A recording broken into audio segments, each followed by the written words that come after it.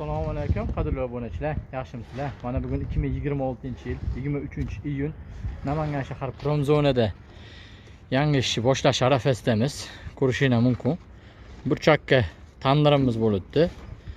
Hop, bu yerga 1,5 metrlik savat va zakotovishni joy, yoniga yana 1,5 metrlik zakotovishni joy, 80 litrli qozon,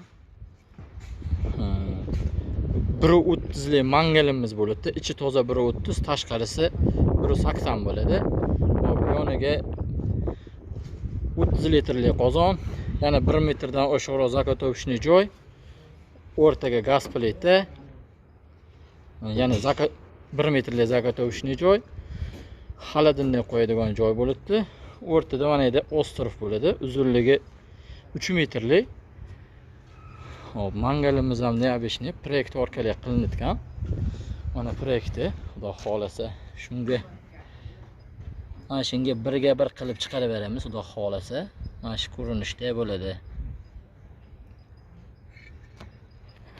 Kimga shunaqa xizmatlar kerak bo'lsa, pastdagi raqamga murojaat qilasizlar. O'zbekiston, Tojikiston, Qozog'iston, Qirg'iziston, Rossiyagacha xizmatlarimiz bor.